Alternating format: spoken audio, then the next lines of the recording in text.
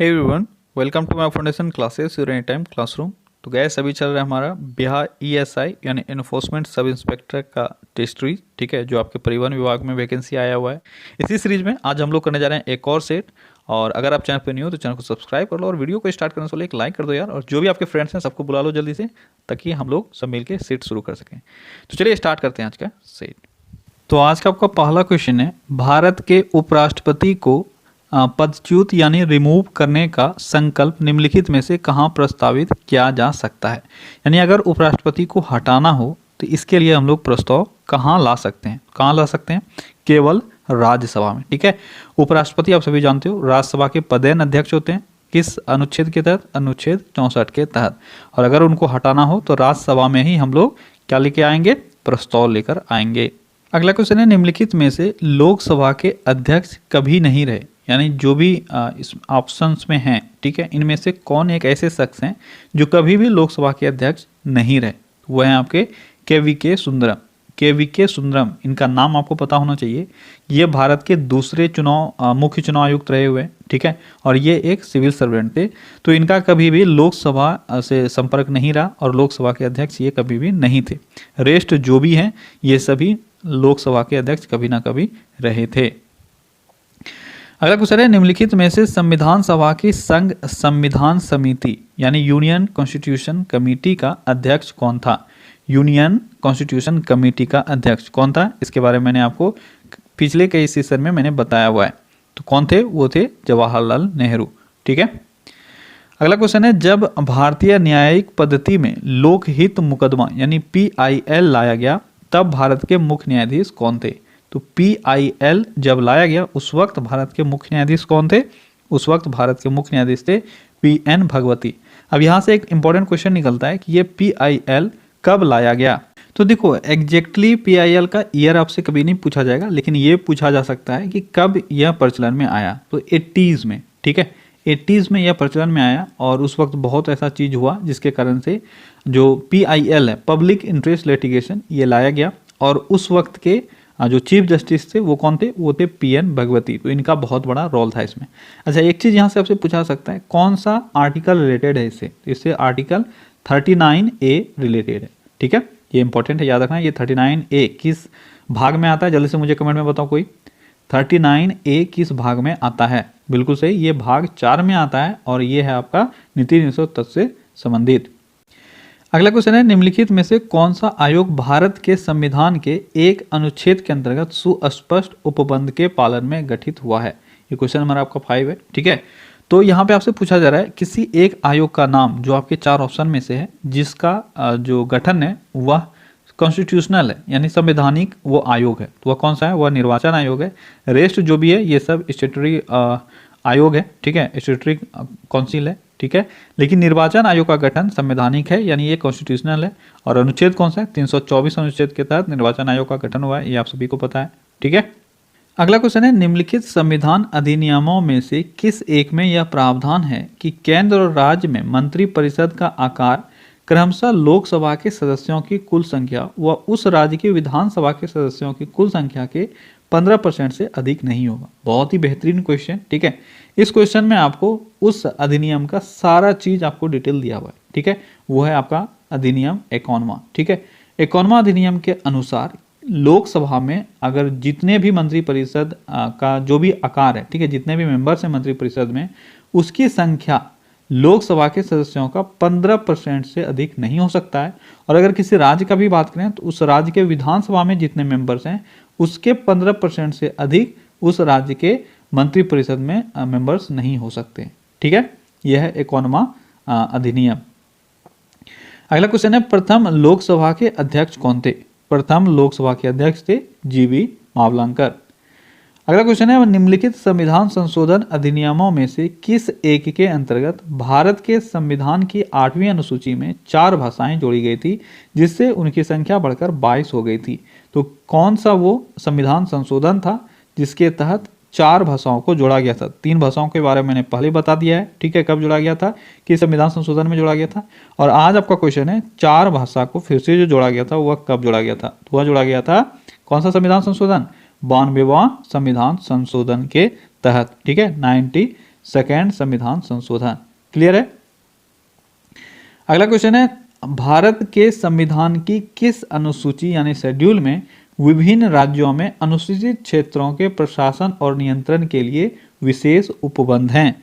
तो किस अनुसूची में है? वह है 5वीं अनुसूची। ठीक है, 5वीं अनुसूची के तहत कुछ विशेष राज्य हैं, ठीक है, वहां पे अनुसूचित क्षेत्र और प्रशासन और उनके नियंत्रण के बारे में जो भी स्पेशल कैटेगरीज हैं वो है। ठीक है, और अनुसूची 6 में क्या है? इसमें से 4 राज्य स्पेशली हैं, उसी के बारे में वहां पे डिटेल आपको मिल जाएगा अनुसूचित क्षेत्रों के बारे में। ठीक है, अगला क्वेश्चन है, भारत के कितने उच्च न्यायालयों की अधिकारिता में एक से अधिक राज्य हैं? तो कौन कौन सा ऐसा उच्च न्यायालय है जिसके अंडर में एक से अधिक, ठीक है, राज्य आता है? इसमें आपका राज्य क्षेत्र, संघ राज्य क्षेत्र शामिल नहीं होना चाहिए। तो कितने ऐसे हाईकोर्ट हैं, जल्दी बताओ।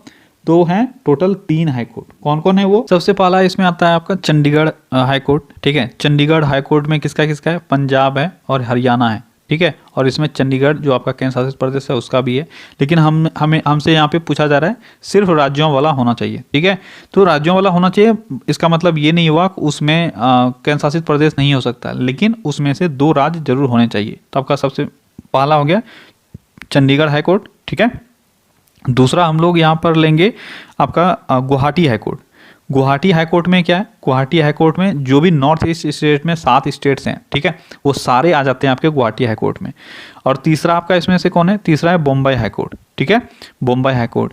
इसमें राज्यों में से अगर बात करें तो महाराष्ट्र और गोवा आता है। बॉम्बे हाईकोर्ट में कौन कौन से राज्य हैं? गोवा का आपसे पूछा जाता है, गोवा का हाईकोर्ट कहाँ है? यह है बॉम्बे हाईकोर्ट। ठीक है, महाराष्ट्र और गोवा आ गया, और इसके अलावा भी दादर नगर हवेली, ठीक है, दमन दीव, ये सब भी आता है। अच्छा, इन टोटल अगर मैं बात करूं टोटल 6 हो जाते हैं।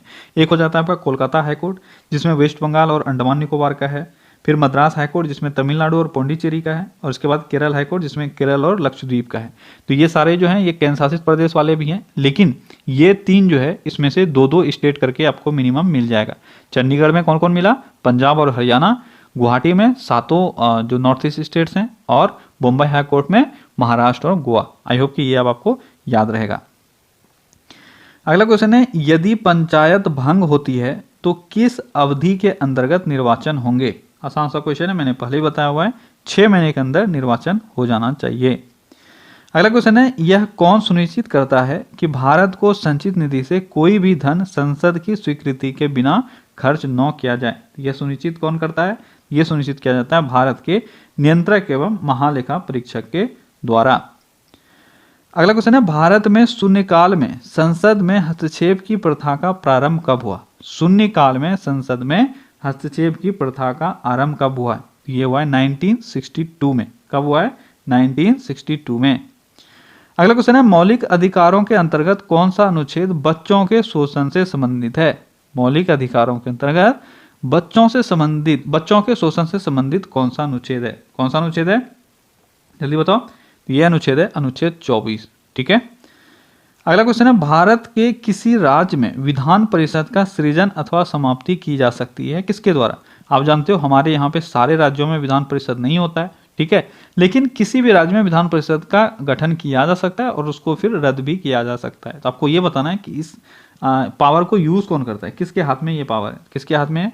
यह है राज्य विधानसभा के तत्संबंधी संकल्प को पारित करने पर संसद द्वारा। ठीक है, यानी अगर उस राज्य का विधानसभा ये चाहे कि हमें यहाँ पे विधान परिषद चाहिए, तो ये लोग एक बिल पारित करेंगे और फिर संसद उसको पास कर देगा, यानी केंद्र में वो पास हो जाएगा और फिर केंद्र उसको गठित कर देगा। ठीक है, अगला क्वेश्चन है, भारतीय राष्ट्रपति के रिक्त पद को भर दिया जाना चाहिए कितने दिनों के अंतर्गत? तो कितने दिनों के अंतर्गत राष्ट्रपति का पद भरा जाना चाहिए? यह है आपका 6 माह के अंतर्गत।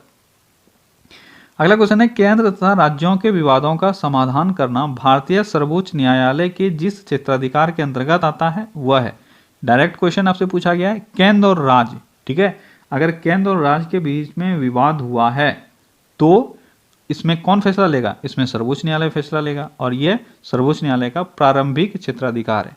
ठीक है, अगला क्वेश्चन है, विधि के प्रश्न पर भारतीय सर्वोच्च न्यायालय से परामर्श लेने का अधिकार किसके पास है? तो भारतीय सर्वोच्च न्यायालय से परामर्श कौन लेता है? ये लेते हैं राष्ट्रपति। ठीक है, और किस अनुच्छेद के तहत? 143 अनुच्छेद के तहत राष्ट्रपति सुप्रीम कोर्ट से परामर्श ले सकते हैं। अगला क्वेश्चन है, अल्पसंख्यक अधिकार दिवस निम्न में से किस दिन मनाया जाता है? अल्पसंख्यक अधिकार दिवस तो प्रत्येक वर्ष ये मनाया जाता है 18 दिसंबर को। अगला क्वेश्चन है, निम्नलिखित कथन में से कौन सा सही है? तो जो 4 स्टेटमेंट दिया हुआ है इसमें से आपको बताना है कौन सा स्टेटमेंट सही है। कौन सा स्टेटमेंट सही है? सबसे पहले स्टेटमेंट देख लेते हैं एक बार। भारतीय संविधान अध्यात्मक है, भारत एक नाम मात्र का राजतंत्र है, भारत एक कुलीन तंत्र है, भारत एक संसदनात्मक प्रजातंत्र है। आपका ये सही होगा, यह एक संसदनात्मक प्रजातंत्र है। अगला क्वेश्चन है, राष्ट्रपति पद्धति में समस्त कार्यपालिका की शक्तियां निहित होती है। तो राष्ट्रपति पद्धति में समस्त कार्यपालिका की शक्तियां जो है वह राष्ट्रपति में निहित होती है। अगला क्वेश्चन है, प्रथम स्पीकर जिसके खिलाफ लोकसभा में अविश्वास प्रस्ताव लाया गया था वो कौन था? तो प्रथम स्पीकर जिसके खिलाफ अविश्वास प्रस्ताव लाया गया था उनका नाम था जीवी मावलंकर, जो हमारे प्रथम स्पीकर थे, उन्हीं के खिलाफ लाया गया था। अगला क्वेश्चन है, निम्नलिखित में से कौन लोकसभा तथा राज्यसभा के संयुक्त अधिवेशन में सभापतित्व करते हैं? मैंने पहले बताया हुआ, ये जल्दी बताओ, ये है लोकसभा के स्पीकर। ठीक है। अगला क्वेश्चन है, भारत में त्रिस्तरीय पंचायती राजतंत्र की सिफारिश की थी। त्रिस्तरीय पंचायती राजतंत्र की सिफारिश किसने की थी? ये क्या गया था? बलवंत राय मेहता समिति के द्वारा। पहले बलवंत राय मेहता समिति आया जिसने त्रिस्तरीय पंचायती राजतंत्र की सिफारिश की। इसके बाद अशोक मेहता समिति आया जिसने द्विस्तरीय तंत्र की सिफारिश की। लेकिन अशोक मेहता वाला हम लोग फॉलो नहीं करते हैं, अभी हम लोग बलवंत राय मेहता वाला ही फॉलो कर रहे हैं। ठीक है। अगला क्वेश्चन है, भारत में प्रतिवर्ष किस दिन राष्ट्रीय गणित दिवस मनाया जाता है? राष्ट्रीय गणित दिवस प्रत्येक वर्ष हम लोग मनाते हैं 22 दिसंबर को। ठीक है। अगला क्वेश्चन है, निम्नलिखित में से किस दिन राष्ट्रीय किसान दिवस मनाया जाता है? राष्ट्रीय गणित दिवस मनाते हैं हम लोग 22 दिसंबर को और राष्ट्रीय किसान दिवस हम लोग मनाते हैं 23 दिसंबर को। ठीक है। अगला क्वेश्चन है, किस गुप्त राजा ने अपने शासन के अंतिम काल में बौद्ध धर्म को गले लगाया और नालंदा विश्वविद्यालय की स्थापना की? अब देखो, ये टर्म देकर आपका क्वेश्चन बेहद आसान कर दिया गया है। ठीक है। तो यह है कुमारगुप्त वन। ठीक है। कुमारगुप्त ने नालंदा विश्वविद्यालय की स्थापना की है, ये आप सभी को पता है। लेकिन इन्होंने अपने अंतिम समय में किस धर्म को अपनाया? बौद्ध धर्म को। अगला क्वेश्चन है, कौन से गुप्त सम्राट अपने सिक्कों पर बांसुरी या बीना बजाते हुए प्रस्तुत किए गए हैं? बहुत बार एग्जाम में ये पूछा गया है। ये है आपके समुद्रगुप्त। ठीक है। इनको सिक्कों पर बीना या बांसुरी बजाते हुए दिखाया गया है। अगला क्वेश्चन है, इनमें से कौन सा साहित्य द्रविड़ वेद के नाम से जाना जाता है? द्रविड़ वेद के नाम से किस साहित्य को जाना जाता है? कौन सा साहित्य है? वह है तेवरम। ठीक है। यह साउथ इंडिया का साहित्य है और इसको द्रविड़ वेद के नाम से भी जाना जाता है। अगला क्वेश्चन है, जैन परंपरा के अनुसार पहले तीर्थंकर कौन हुए?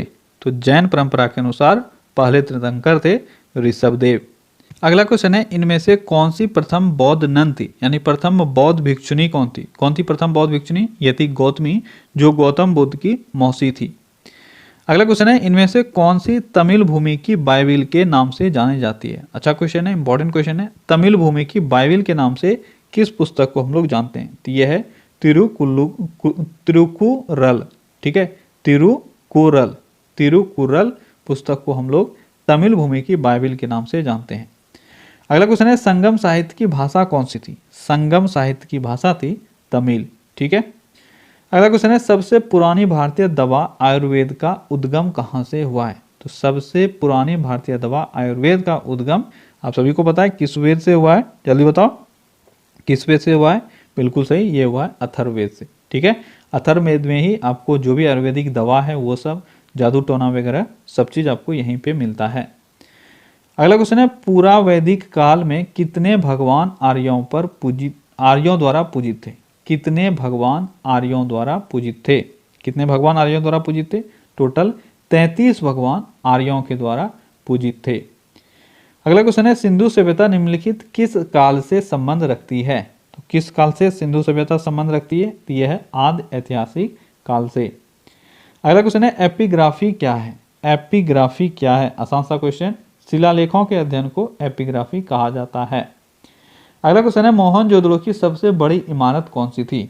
मोहनजोदड़ो की सबसे बड़ी इमारत थी वहां की बड़ा धान्यागार या ग्रेट ग्रैनरी। ठीक है। अगला क्वेश्चन है भारतीय उपमहाद्वीप में सबसे पहले खेती कहाँ हुई। भारतीय उपमहाद्वीप में सबसे पहले खेती हुई थी मेहरगढ़ में। हमें खेती का साक्ष्य मेहरगढ़ से ही मिला है। अगला क्वेश्चन है मानव आत्मा का एक शरीर से दूसरे शरीर में गमन किस वैदिक साहित्य का विश्वास है। मानव आत्मा का एक शरीर से दूसरे शरीर में गमन, यह है उपनिषद का विश्वास। ठीक है, उपनिषद में आपको इसका उल्लेख मिलता है। अगला क्वेश्चन है किसके संरक्षण में संगम साहित्य की रचना की गई। संगम साहित्य की रचना किसके संरक्षण में की गई थी, यह किया गया था पांड्य के समय में। ठीक है, अगला क्वेश्चन है हर्यक राजवंश का संस्थापक कौन था। हर्यक राजवंश का संस्थापक कौन था, तो हर्यक राजवंश का संस्थापक था बिंबिसार। अगला क्वेश्चन है भारत में प्रथम बार महायान बौद्ध ने आदर्श पूजा का अभ्यास या प्रारंभ किया। इन्होंने कब ये अभ्यास प्रारंभ किया, तो आपको बताना है कि महायान बौद्ध ने, बौद्ध धर्म दो भागों में बटा, महायान और हीनयान, इसने सबसे पहले आदर्श पूजा का अभ्यास प्रारंभ किया। ठीक है, इन्होंने यह अभ्यास कब से प्रारंभ किया, आपको ये बताना है। कब से प्रारंभ किया, ये क्या, पहली शताब्दी से। ठीक है, अगला क्वेश्चन है इनमें से कौन सा सबसे पुराना जैन ग्रंथ कहा जाता है। सबसे पुराना जैन ग्रंथ कहा जाता है 14 पूर्व को। किसको कहा जाता है, 14 पूर्व को सबसे पुराना जैन ग्रंथ कहा जाता है। अगला क्वेश्चन है कब और किसके द्वारा अशोक के शिलालेख के गूढ़ अक्षरों को प्रथम बार पढ़ा गया। अशोक के शिलालेख को अच्छी तरह से किसने पढ़ा था, जेम्स प्रिंसेप ने पढ़ा था। और कब पढ़ा था, 1837 ईस्वी में। ठीक है, तो आपका आंसर हो जाएगा डी, 1837 ईस्वी में जेम्स प्रिंसेप ने। अगला क्वेश्चन है किस बौद्ध सन्यासी के प्रभाव में आकर अशोक बौद्ध धर्म का अनुयायी बना। तो वो कौन सा बौद्ध सन्यासी था जिसके समीप आकर अशोक जो है वह बौद्ध धर्म को अपनाने पर विवश हो गया, तो वो है उपगुप्त। ठीक है, उपगुप्त से दीक्षा लेकर अशोक ने बौद्ध धर्म अपनाया था। अगला क्वेश्चन है भारत सरकार द्वारा अपने देश के राष्ट्रीय चिन्ह के रूप में अपनाया गया अशोक की राजधानी सारनाथ पिलर के धर्मचक्र में कितनी तिलियां हैं। तो कितनी तिलियां हैं, आसान सा क्वेश्चन है। कितनी तिलियां थी, ये थी टोटल 24 तिलियां। अगला क्वेश्चन है कब और किसने शक युग का प्रारंभ किया। शक युग का प्रारंभ कब और किसने किया, तो ये किया गया था कनिष्क के द्वारा 78 ईस्वी में। ठीक है, अगला क्वेश्चन है किस चीनी राजा ने 220 ईसा पूर्व चीन की विशाल दीवार को बनवाया था। तो चीन का ग्रेट वॉल ऑफ चाइना हम लोग सभी जानते हैं। ठीक है, कब बनाया गया था, 220 ईसा पूर्व। आपको ये बताना है किसने इसको बनवाया था। किसने बनवाया था, जल्दी बताओ अगर आता है तो। ये बनवाया गया था शी हुआंग टी के द्वारा। किसके द्वारा, शी हुआंग टी के द्वारा। ठीक है, अगला क्वेश्चन है दक्षिणापथपति, दक्षिण पथपति या दक्षिणापथपति की पदवी पहले किसने ग्रहण किया था। इंपॉर्टेंट पदवी है, दक्षिणापथपति या दक्षिण पथपति। इस पदवी को श्री सतकर्णी प्रथम के द्वारा सबसे पहले अपनाया गया था। किसके द्वारा, श्री सतकर्णी प्रथम के द्वारा। ठीक है, अगला क्वेश्चन है सार्वजनिक पद का अधिकार है। सार्वजनिक पद का अधिकार कैसा अधिकार होता है, ये होता है नागरिक अधिकार। ठीक है, अगला क्वेश्चन है गीत गोविंद का लेखक कौन था। आसान सा क्वेश्चन है, गीत गोविंद का लेखक था जयदेव। अगला क्वेश्चन है किस लड़ाई ने मोहम्मद गौरी के लिए दिल्ली का क्षेत्र खोल दिया। बहुत ही अच्छा क्वेश्चन।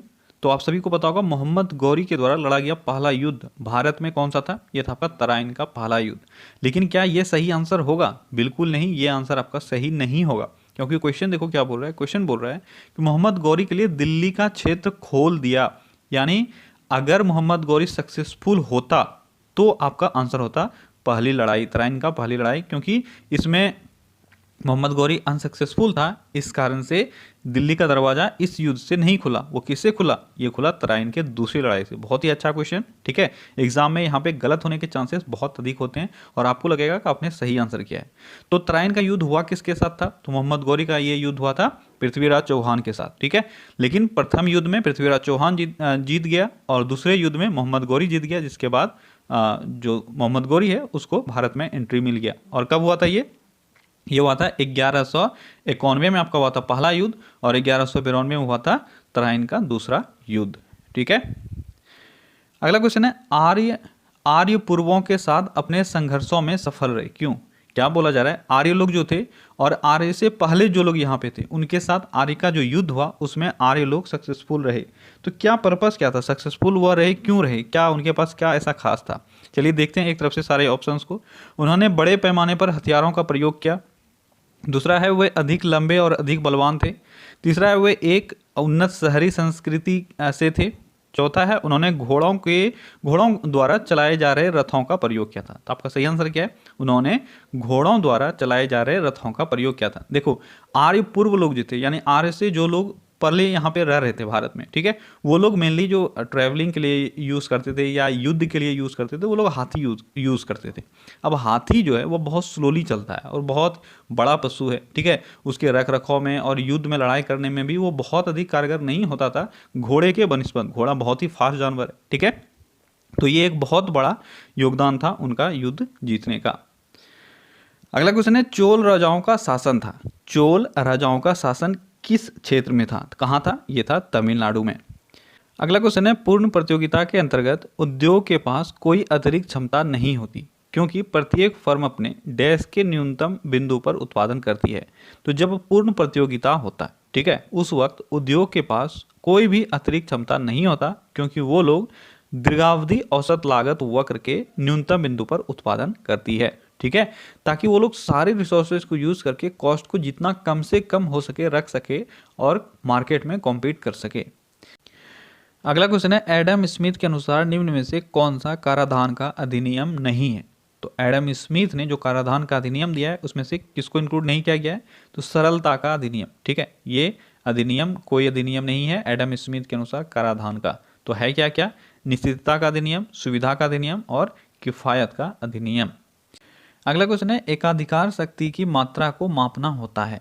एकाधिकार शक्ति की मात्रा को मापना होता है, किस चीज़ का मेजरमेंट होता है? ये होता है किसी भी फर्म के सामान्य और अधिसामान्य दोनों लाभों के रूप में आपको मापना होता है अगर आप उसका एकाधिकार शक्ति को माप रहे हो तो। अगला क्वेश्चन है, लाभों के अभिनव सिद्धांत का प्रतिपादन किसने किया था? लाभों के अभिनव सिद्धांत का प्रतिपादन किसके द्वारा किया गया था? ये किया गया था J.A. शुम्पीटर के द्वारा, ठीक है। अगला क्वेश्चन है, अप्रत्याशित व्यय संसद के पूर्व अनुमोदन के बिना किस निधि से किया जा सकता है? अप्रत्याशित व्यय संसद के पूर्व अनुमोदन से, यानी बिना संसद के परमिशन से किया जा सकता है। कौन सा निधि है, कौन सा फंड है जिससे ये किया जा सकता है? तो ये आपका भारत का आकस्मिकता निधि या आकस्मिक निधि, ठीक है, आप सभी को पता है आकस्मिक निधि से बिना संसद के पूर्व अनुमोदन से खर्च किया जा सकता है राष्ट्रपति के द्वारा, ठीक है। अगला क्वेश्चन है, निम्न में से कौन सा प्रशासन पर विधायी नियंत्रण के अंतर्गत नहीं आता है? क्या है? प्रशासन पर विधायी नियंत्रण। अच्छा, ये देखो, प्रशासन पर नियंत्रण, अगर प्रशासन पर नियंत्रण का बात करें तो ये तीन तरह से हम लोग करते हैं, ठीक है। एक, जैसे आप पढ़ते हो, विधायिका, कार्यपालिका और न्यायपालिका, ठीक है। तो विधायी नियंत्रण हो गया, कार्यपालिका नियंत्रण हो गया और न्यायपालिका यानी न्यायिक नियंत्रण हो गया आपका, ठीक है। तीन तरह का नियंत्रण होता है प्रशासन पर।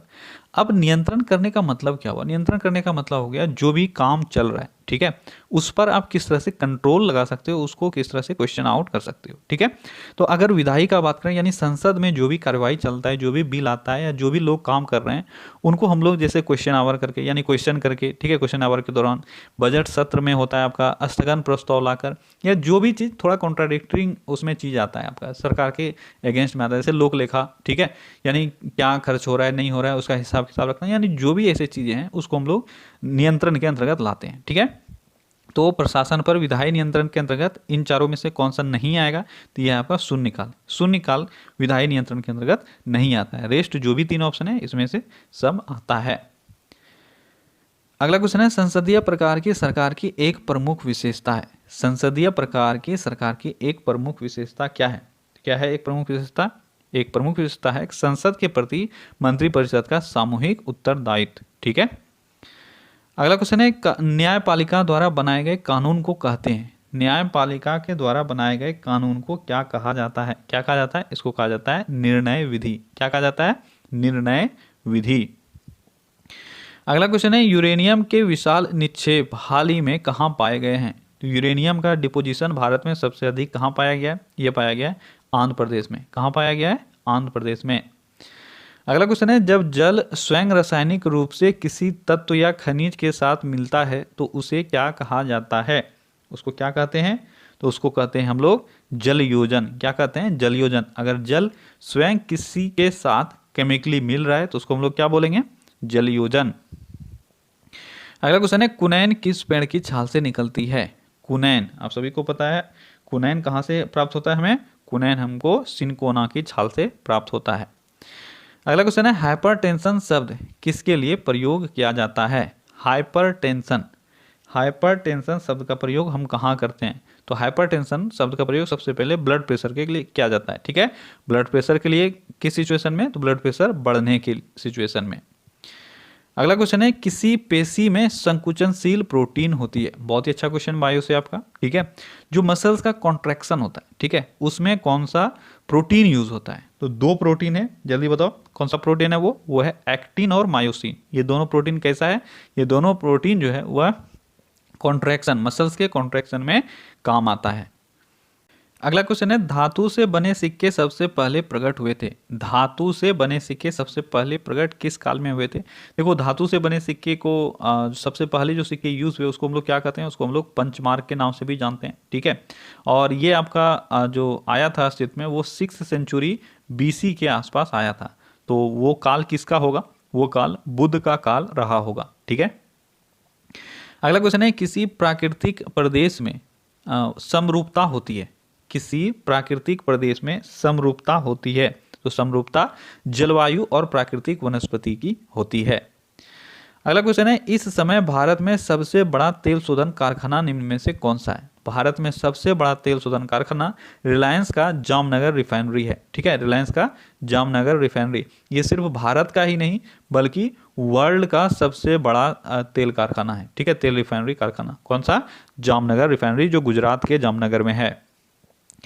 अगला क्वेश्चन है एक ही तापमान वाले स्थानों को जोड़ने वाली काल्पनिक रेखाएं क्या कहलाती है। वो काल्पनिक रेखाएं जो एक ही तापमान वाले जगहों को जोड़ती है, तो उसको हम लोग आइसोथर्म या समताप रेखाएं कहते हैं।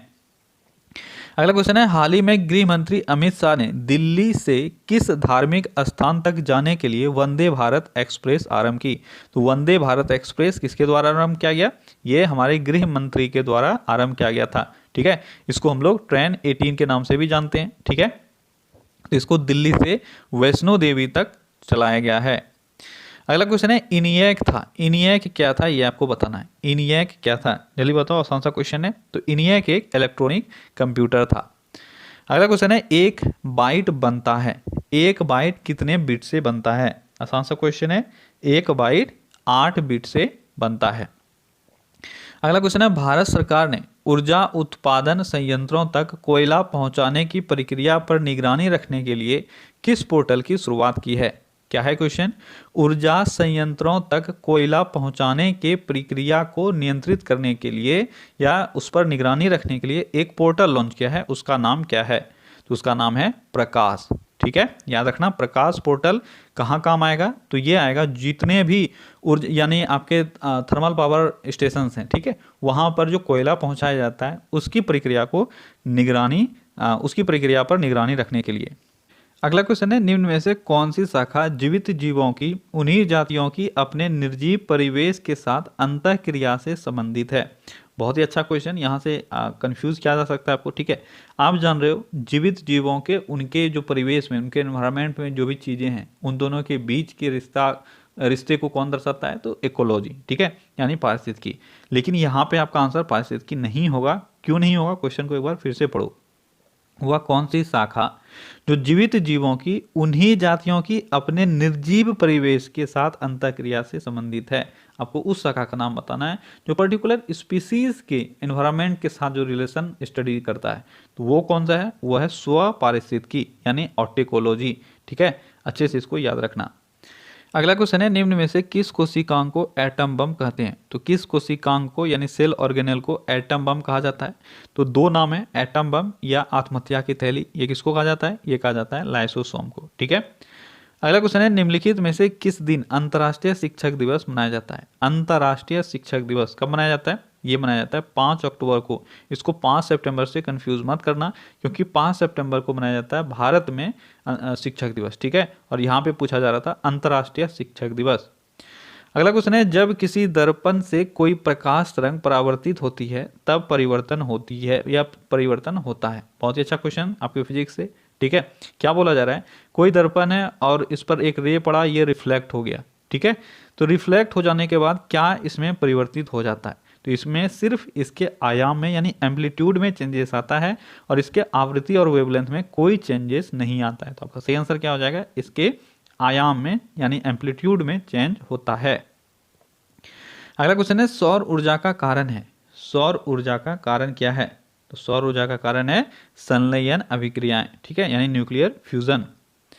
अगला क्वेश्चन है दूसरे विश्व युद्ध में अमेरिका के प्रवेश का तात्कालिक कारण क्या था? अमेरिका जो दूसरे वर्ल्ड वॉर में एंट्री अमेरिका का हुआ, उसका तात्कालिक कारण क्या था? क्या था उसका तात्कालिक कारण? उसका तात्कालिक कारण था जापान द्वारा पर्ल हार्बर पर बमबारी। जापान ने अमेरिका के पर्ल हार्बर पर बमबारी किया था, जिसके कारण से अमेरिका भी युद्ध में शामिल हुआ। अगला क्वेश्चन है पौधों में श्वसन क्रिया होती है। पौधों में श्वसन क्रिया किस समय होती है? तो पौधों में श्वसन क्रिया बताओ कब होती है? देखो यहाँ पे भी कंफ्यूजन हो सकता है, तो आप याद रखना दिन और रात दोनों टाइम में श्वसन क्रिया होती है। अगर यहाँ पे फोटोसिंथेसिस देता, ठीक है, तब आपका होता है केवल दिन में। तो बहुत लोग थोड़ा सा सीरियस होकर क्वेश्चन नहीं पढ़ते हैं और गलत कर बैठते हैं, ठीक है। अगर यहाँ पे देता फोटोसिंथेसिस यानी खाना बनाने का काम, तो होता केवल दिन में, लेकिन श्वसन है तो श्वसन दिन और रात दोनों समय में होता है। अगला क्वेश्चन है भारत का पहला चुनाव आयुक्त कौन था? तो भारत का पहला चुनाव आयुक्त कौन था? भारत का पहला चुनाव आयुक्त तो ये थे डॉक्टर सुकुमार सेन, ठीक है। और अभी चुनाव आयुक्त कौन है? अभी चुनाव आयुक्त हैं सुनील अरोड़ा। अगला क्वेश्चन है शिव समुद्रम किस नदी द्वारा बनाया गया द्वीप है? शिव समुद्रम किस नदी के द्वारा बनाया गया द्वीप है? तो किस नदी के द्वारा? यह है कावेरी नदी के द्वारा बनाया गया द्वीप। अगला क्वेश्चन है निम्न में से कौन पहला हैवी वेट मुक्केबाज है जो अपने सारे जीवन काल में कभी परास्त नहीं हुआ? हैवी वेट मुक्केबाज का नाम बताना है जो कभी भी परास्त नहीं हुआ है। वो कौन है? वह है रॉकी मार्सियानो। रॉकी मार्सियानो जीवन काल में, पूरे जीवन काल में कभी भी परास्त नहीं हुआ। अगला क्वेश्चन है निम्न में से किस समाचार पत्र का संपादन गांधी जी ने किया था? वो कौन सा समाचार पत्र है जिसका संपादन गांधी जी ने किया था? तो वो है नवजीवन। अगला क्वेश्चन है हाल ही में किस राज्य सरकार द्वारा प्रस्तावित रातापानी टाइगर रिजर्व के कोर और बफर क्षेत्रों की स्थिति को अंतिम रूप देने हेतु गठित एक समिति ने अपनी रिपोर्ट प्रस्तुत की है? तो वो कौन सी राज्य सरकार है? देखो यहाँ से एक क्वेश्चन बनता है, याद रखना, रातापानी टाइगर रिजर्व ये कहाँ है? रातापानी टाइगर रिजर्व तो ये मध्य प्रदेश में, ठीक है, तो मध्य प्रदेश सरकार हो जाएगी। अब यहाँ दो टर्म आया है आपके लिए, कोर और बफर, ठीक है। तो ये कभी मैं डिटेल से अगर बायोस्फीयर रिजर्व के बारे में पढ़ाऊंगा तो वहां पे मैं बताऊंगा। देखो बायोस्फीयर रिजर्व जो होता है उसको 3 भागों में बांटा गया है, ठीक है। सबसे अंदर वाला भाग कोर होता है जहाँ पे बहुत अधिक हाई सिक्योरिटी होता है। हाई सिक्योरिटी नहीं बोल सकते हैं, हाई आप बोल सकते हो इसको प्रोटेक्शन होता है, ठीक है। यहाँ कुछ भी आप इलीगल एक्टिविटीज़ नहीं कर सकते हो, यहाँ पे एंट्री मना रहता है, ठीक है।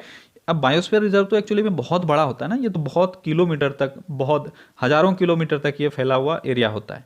तो इसको 3 भागों में बांटा गया। सबसे पहला हो गया कोर, उसके बाद होता है बफर एरिया, ठीक है, उसके बाद होता है ट्रांजिशन एरिया, ठीक है, सबसे लास्ट में। तो ट्रांजिशन एरिया में जो प्रोटेक्शन होता है वो मिनिमम होता है, इससे थोड़ा अधिक बफर एरिया में होता है, और सबसे अधिक प्रोटेक्शन होता है आपके कोर एरिया में, ठीक है। तो वहीं से लिया गया आपका ये चीज, रिजर्व के कोर और बफर क्षेत्र की स्थिति को अंतिम रूप देने हेतु गठित एक समिति पर अपना रिपोर्ट प्रस्तुत किया गया है। किस टाइगर रिजर्व को लेकर? रातापानी टाइगर रिजर्व को लेकर। तो किस सरकार ने? मध्य प्रदेश सरकार ने। अगला क्वेश्चन है भारत में पहली बार किस क्रिकेटर ने 100 अंतर्राष्ट्रीय T20 मैच खेलने का रिकॉर्ड बनाया है? कौन सी वो क्रिकेटर है? वो है हरमनप्रीत कौर। मेल और फीमेल दोनों का बात किया जा रहा है, ठीक है। 100 अंतर्राष्ट्रीय T20 मैच हरमनप्रीत कौर ने पूरा किया। अगला क्वेश्चन है परमाणु क्रमांक 20 वाले परमाणु का इलेक्ट्रॉनिक विन्यास है। तो जिस किसी एलिमेंट का परमाणु क्रमांक है वह 20 है, तो उसको आप कैसे लिखोगे? बताओ कैसे लिखोगे? आसान सा क्वेश्चन है। देखो जब भी आप किसी भी परमाणु का एटॉमिक विन्यास लिखते हो, ठीक है, तो आप कैसे लिखते हो? इलेक्ट्रॉनिक स्ट्रक्चर आप कैसे बनाते हो? आपको सबसे पहले पता है कि पहला जो ऑर्बिट है उसमें से कितना होता है? उसमें 2 इलेक्ट्रॉन हो सकता है, ठीक है। उसके बाद जितना है उसमें 8 हो सकता है, ठीक है। तो 2 है, उसके बाद 8 आया यानी 10 हो गया, फिर 8 आया 18 हो गया, तो बचा कितना? 2 बचा, क्योंकि इसमें 20 ही था टोटल। तो आपका हो जाएगा 2882, ठीक है। आपका सही आंसर हो जाएगा सी। ये बात आपको पता है ना कि पहला वाला जो ऑर्बिट है उसमें आप सिर्फ 2 ही रख सकते हो, ठीक है। इसके बाद से 8 8 8 8 आप रख सकते हो, ठीक है। अगला क्वेश्चन है, हैलोजनों में सबसे अधिक अभिक्रियाशील है। हैलोजनों में सबसे अधिक अभिक्रियाशील है कौन सा एलिमेंट? तो ये है आपका फ्लोरीन, ठीक है। हैलोजन 7th ग्रुप को हैलोजन ग्रुप हम लोग कहते हैं, ठीक है। और हैलोजन ग्रुप में सबसे अधिक अभिक्रियाशील है फ्लोरीन। अगला क्वेश्चन है, एलपीजी का प्रमुख घटक है। एलपीजी का प्रमुख घटक क्या है? तो एलपीजी का प्रमुख घटक है ब्यूटेन, ठीक है। ब्यूटेन और प्रोपेन उसमें होता है। तो यहाँ पे आपके ऑप्शन में दोनों है, तो दोनों में से किसी एक को लेना है। इस कारण से आपका जो प्रमुख घटक है वो हो जाएगा ब्यूटेन, ठीक है। अगला क्वेश्चन है, KMnO4 का प्रयोग किया जा सकता है। तो KMnO4 का प्रयोग हम लोग किस तरह से करते हैं? तो हम लोग KMnO4 रोगाणुनाशी के रूप में करते हैं, इन डिसइंफेक्टेंट के रूप में हम लोग KMnO4 का प्रयोग करते हैं। अगला क्वेश्चन है, तीव्र सीसा विषाक्तन को डैश भी कहते हैं। तीव्र सीसा विषाक्तन यानी लेड पॉइजनिंग, ठीक है। जनरली हम लोग जो लेड है आपका सीसा है, इससे जो पॉइजन फैलता है उसको हम लोग लेड पॉइजनिंग के नाम से जानते हैं, ठीक है, क्लियर है। लेकिन इसको एक और नाम से जाना जाता है। किस नाम से? ये जाना जाता है प्लम्बिज्म के नाम से। किसके नाम से? प्लम्बिज्म के नाम पे, ठीक है। इसको याद रखना, सीसा विषाक्तन यानी लेड पॉइजनिंग को प्लम्बिज्म के नाम से भी जाना जाता है। अगला क्वेश्चन है, वायु की ऊर्ध्वाधर गति को कहते हैं। वायु की ऊर्ध्वाधर गति नहीं, वर्टिकल जो वेलोसिटी वायु में होता है, हवा में, एयर में जो वर्टिकल वेलोसिटी होता है उसको हम लोग किस नाम से जानते हैं? तो उसको हम लोग वायु धारा या एयर करंट के नाम से जानते हैं, ठीक है। बहुत जगह आपको वायु प्रक्षोभ भी मिलेगा आंसर, लेकिन ये आंसर सही नहीं है, क्योंकि वायु प्रक्षोभ हो गया आपका एयर टर्बुलेंस या आउटबर्स्ट बोल सकते हो, ठीक है। ये बहुत ही रैपिडली जो एयर होता है, एयर का मूवमेंट होता है, और ये इरेगुलर शेप में होता है। जनरली ये वर्टिकल शेप में हो जाता है, लेकिन इसका शेप जो है, सॉरी, इसका डायरेक्शन जो है वह इरेगुलर होता है और बहुत अधिक मात्रा में होता है। तो ये आपका सही आंसर नहीं होगा। आपका सही आंसर हो जाएगा वायुधारा या एयर करंट। एयर करंट आपका हॉरिजॉन्टल भी हो सकता है और वर्टिकल भी हो सकता है। अगला क्वेश्चन है, सस्यावर्तन मदद करता है। अब देखो, इंग्लिश मीडियम वाले आसान से ये क्वेश्चन कर लोगे आसानी से, ठीक है। लेकिन हिंदी मीडियम वालों को दिक्कत होगा। अब बोलो क्यों दिक्कत होगा? क्योंकि ये टर्म है ना, ये टर्म आपको दिक्कत करेगा। इंग्लिश मीडियम वालों के लिए क्या टर्म है पता है? आपका है क्रॉप रोटेशन। क्या है? Crop rotation. तो क्रॉप रोटेशन जहाँ पे आ गया तो वो आसानी से कर पाएंगे। अगर यहाँ पे आपको फसल चक्रण देता तो आप आसानी से कर पाते, लेकिन यहाँ पे क्या दिया? सस्यावर्तन। इसका दूसरा टर्म क्या हो गया? आप लोग नोट डाउन करना चाहो तो कर सकते हो, ठीक है। इसका हो गया फसल चक्रण, ठीक है। फसल चक्रण को सस्यावर्तन भी कहा जाता है। तो आप बताओ, फसल चक्रण किस चीज में मदद करता है? देखो, फसल चक्रण जो है यानी क्रॉप रोटेशन है, उसका मेन जो पर्पस है वह है मिट्टी के उर्वरता को बनाए रखना, ठीक है। दूसरा क्या होता है? दूसरा इसका होता है कि जो भी फसल आप लगाते हो, अगर लगातार उसी को लगाते रहोगे तो मिट्टी का उपजाऊपन कम हो जाएगा और आपका जो उपज है वह भी कम होता चला जाएगा। तो हम लोग क्या करते हैं, हम लोग एक बार अगर मान लो कोई फसल लगाते हैं, फिर दूसरे सीजन में दूसरा फसल लगाते हैं, तो इससे होता क्या है, जिस चीज को पहले वाले पौधे ने लिया, हो सकता है दूसरा वाला जो हम लोग पौधा लगाते हैं सीजन वाइज, वो चीज वो लोग मिट्टी को वापस कर देता है, ठीक है। इसके कारण से मिट्टी का जो आप बोल सकते हो शक्ति है वह बना रहता है और फसल भी आपको अधिक मात्रा में आता है। तो यहाँ के आपके ऑप्शंस के हिसाब से अधिक फसल पैदा करने में ये मदद करता है। क्या? सस्यावर्तन या क्रॉप रोटेशन, ठीक है। अगला क्वेश्चन है, अपने प्राकृतिक प्रतिवेश में वन्य जीवन के लिए कानूनी तौर पर आरक्षित क्षेत्र क्या कहलाता है? अब ये देखो, ये एक ऐसा क्वेश्चन है ना जो मेरे हिसाब से स्टूडेंट को परेशान करने के लिए डाला जाता है। पता है क्यों? क्योंकि इस क्वेश्चन में एग्जामिनर अपने हिसाब से कोई भी आंसर ले लेगा और आपको मजबूरन उसको फॉलो करना पड़ेगा। यहाँ पे जो सबसे पहले ये प्रीवियस ईयर्स का क्वेश्चन है, ठीक है, इसके कारण आपको ये क्वेश्चन आना चाहिए। और जो आंसर लिया गया था वो था नेशनल पार्क, ठीक है। सबसे पहले आप देखो, मैंने क्यों बोला कंफ्यूजन हो सकता है, ये 3 टर्म देखो, नेशनल पार्क, सेंचुरी और बायोस्फीयर रिजर्व।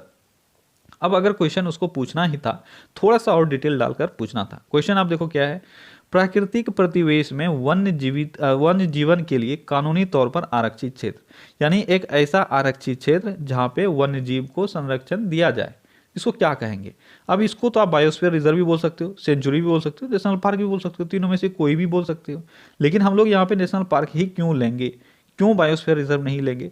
तो यहाँ इस क्वेश्चन को छोड़ो और मैं जो बता रहा हूँ उसको समझने का कोशिश करो। देखो, सेंचुरी और नेशनल पार्क, इस दोनों में बहुत ज़्यादा अंतर नहीं है, पर अंतर क्या है कि अगर ये क्षेत्र सेंचुरी है, ठीक है। तो यहाँ पे आप बस यही की पॉइंट्स याद रखना, ये भी संरक्षित क्षेत्र ही है, लेकिन यहाँ पे जो ह्यूमन एक्टिविटीज़ है, ठीक है, ह्यूमन एक्टिविटीज़ एक लिमिटेड मात्रा में परमिटेड हो जाता है, ठीक है। लेकिन नेशनल पार्क जो है सेम इसी क्षेत्र को अगर ह्यूमन एक्टिविटीज से प्रिवेंशन मिल जाए, यानी यहाँ पर रिस्ट्रिक्शन लगा दिया जाए, कोई भी ह्यूमन एक्टिविटीज नहीं होगा, तब हम लोग इसको बोल देंगे नेशनल पार्क। अगर थोड़ा बहुत ह्यूमन एक्टिविटीज हो रहा है वहाँ पे, ठीक है, तो हम लोग उसको बोलेंगे सेंचुरीज, ठीक है। और दूसरा डिफरेंस क्या है, सेंचुरीज जनरली कोई भी खास स्पीसीज के लिए बनाया जाता है, पर नेशनल पार्क ऐसा नहीं है, वो जरूरी नहीं है कि कोई खास स्पीसीज के लिए बनाया जाए। मैं बोल रहा हूँ जरूरी नहीं है, हो सकता है कि किसी भी एक पर्टिकुलर नेशनल पार्क में किसी एक स्पीसीज का रख रखाव या मान सकते हो उसका जो संख्या है वो ज़्यादा हो, ठीक है, मेनली वो उस चीज़ के लिए जाना जाए, लेकिन ये जरूरी नहीं है। लेकिन सेंचुरीज जनरली जो होते हैं वो खास स्पीसीज को आगे बढ़ाने के लिए यूज़ किया जाता है। ये दोनों डिफरेंस हुआ। अब बायोस्फीयर रिजर्व क्या है, तो बायोस्फीयर रिजर्व एक बहुत बड़ा क्षेत्र है, इसमें आपका कई सेंचुरीज आ सकता है, कई नेशनल पार्क आ सकते हैं, ठीक है, और इस पूरे एरिया को हम लोग बायोस्फीयर रिजर्व बोलेंगे। क्लियर है। अब देखो मैंने 3 डिफरेंस बताया, तीनों चीज़ों में मैंने डिफरेंस बताया। अब अगर इस क्वेश्चन में कुछ भी इंक्लूड करता तो आप बोल सकते थे ना, या तो आपको बायोस्फीयर रिजर्व होगा, सेंचुरी होगा, नेशनल पार्क होगा। यहाँ तो सिंपल सा एक चीज़ दे दिया, अपने प्राकृतिक प्रतिवेश में वन्य जीवन के लिए कानूनी तौर पर आरक्षित क्षेत्र को क्या बोलते हैं। अब मैंने यहाँ पे नेशनल पार्क ही क्यों बोला, नेशनल पार्क इसलिए बोला क्योंकि सबसे पहली बात कानूनी तौर पर आरक्षण मिल रहा है उस क्षेत्र को, ठीक है, और आपको यहाँ पे क्लियरिफाई नहीं किया गया है कि किस चीज़ को संरक्षित करना है। तो यहाँ पे वन्य जीवन दिया हुआ है, तो वन्य जीवन अगर कानूनी तौर पे संरक्षित किया जा रहा है तो नेशनल पार्क बेस्ट आंसर होगा, ठीक है। अगला क्वेश्चन है, जूट के रेशे पौधे के किस भाग से प्राप्त किए जाते हैं। जूट के रेशे पौधे के तना से प्राप्त किया जाता है। आपने देखा होगा जूट का जो पौधा होता है, ठीक है, उसके तने से हम लोग उसका जो आप बोल सकते हो ना उसका छाल, ठीक है, या उसका जो कवरिंग होता है उसको निकाल लेते हैं, फिर उसको प्रोसेस करके जूट बनाते हैं। अगला क्वेश्चन है, इस समय ब्रह्मोस मिसाइलें असेंबल की जाती है, यानी वर्तमान में ब्रह्मोस मिसाइलें भारत में कहाँ असेंबल की जाती है। ब्रह्मोस मिसाइलें हैदराबाद में असेंबल की जाती है, ठीक है। और ब्रह्मोस का हेड ऑफिस कहाँ है, ये हेड ऑफिस है न्यू दिल्ली में, लेकिन इसका जो असेंबल करने वाला केंद्र है वो है आपके हैदराबाद में, ठीक है। और अगर इसके मैन्युफैक्चरिंग यूनिट का बात करें, यानी ब्रह्मोस मिसाइल के मैन्युफैक्चरिंग यूनिट का बात करें, तो ये आपका कहाँ है, ये है त्रिवेंद्रपुरम में, ठीक है। तो 3 चीज़ों को आपको याद रखना है ब्रह्मोस मिसाइल से, जो अभी मैंने आपको बताया कि इसका हेड ऑफिस कहाँ है। ब्रह्मोस मिसाइल का जो भी काम होता है इसका हेड ऑफिस है न्यू दिल्ली, ठीक है, और हेडक्वार्टर है न्यू दिल्ली, और इसका प्रोडक्शन केंद्र कहाँ है, प्रोडक्शन यूनिट कहाँ है, ये है आपका त्रिवेंद्रपुरम में। लेकिन इसका असेंबल कहाँ किया जाता है, इसको इंटीग्रेट कहाँ किया जाता है, ये किया जाता है हैदराबाद में। अच्छा, इसका एक और असेंबल सेंटर बनाया जा रहा है, ठीक है, वो पिलानी में बनाया जा रहा है। तो आगे क्वेश्चन यानी आगे के एग्जाम में आपसे ये भी पूछा जा सकता है, ठीक है। तो हैदराबाद प्लस पिलानी, तो अभी वर्तमान में हैदराबाद में इसको असेंबल किया जा रहा है, ठीक है। तो ओके गाइस, तो ये था आज का आपका टॉप 100 क्वेश्चंस। आई होप कि आपको सेट अच्छा लगा होगा और आपने कुछ सीखा होगा। अगर सीखा तो एक लाइक कर दो यार, और अपने जितने भी फ्रेंड्स हैं सबके साथ शेयर कर दो। आजकल आप शेयर नहीं कर रहे हो, आप लोग जल्दी से जल्दी शेयर करो और सबको सब तक ये क्वेश्चन पहुंचाओ जो भी आपके फ्रेंड्स सर्किल में पढ़ने वाले हैं, ठीक है। चलिए कल फिर से मिलते हैं अगले सेट में। Till then take care, bye bye.